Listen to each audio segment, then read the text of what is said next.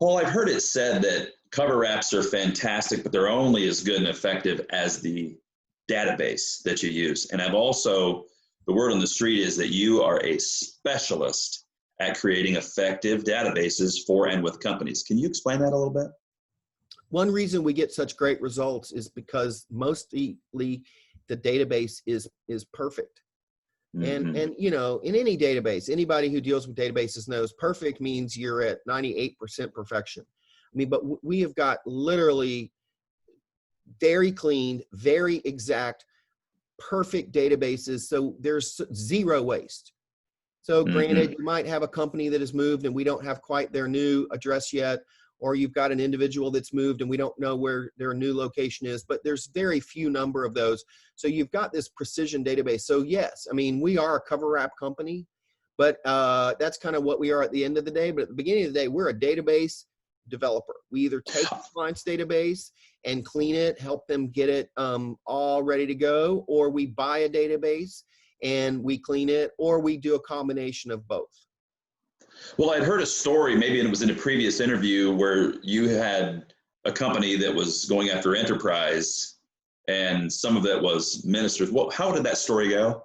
Well, the very large client, Fortune 500, I was dealing with the CMO direct, and I had to call her up and say, hey, your database, she had given us their data file of their enterprise target, which is, so everybody knows, enterprise is like the highest level, biggest clients of a customer, a client. Right.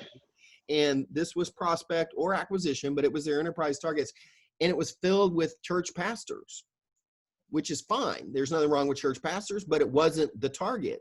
And I wasn't quite sure how this happened. So I sent her a note and said, hey, I gotta give you some news about your database, and would you please be sitting down when we're talking?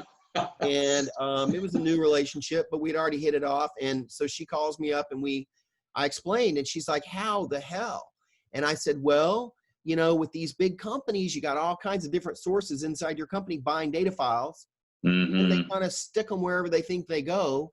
And then you hire Audience Innovation and Paul Kostial to run a cover app program against your enterprise target, and suddenly you're spitting out those names over here, but no one's ever looked at them to see what's in there. And so certainly church pastors was not the right target. So rather than clean that file, she opted to have us build her a file name by name, company by company, target by target, because then she lost confidence in the validity of any of that file. Of course. Right. And so we just essentially, she made the choice to just dump it. She gave us a list of 2,600 companies they wanted, and we went and literally tracked them down name by name and built that file for them. Now, that was an extra cost. We don't normally do that within the normal scope of a program because that was a lot more work one by one.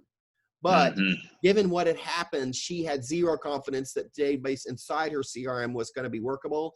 So we did that option. We could have gone and found the data file and purchased it and cleaned from there, but she chose the plan that she wanted, which was a little bit more costly at that point. But given the mesh that was created from the file right out of their own CRM, she wanted to spend the money and get a good file, which she could then use for other things. Yes. Well, that all makes perfect sense as you're describing it, how you can do all of these things, but if the database and the recipient is not your target, what have you done? That's right. And every program is literally 100% targeted, minus the few little glitchy ones, which might be 2 or 3 or 4. I mean, we're talking precision targeting is literally like not a cliche. It's the reality.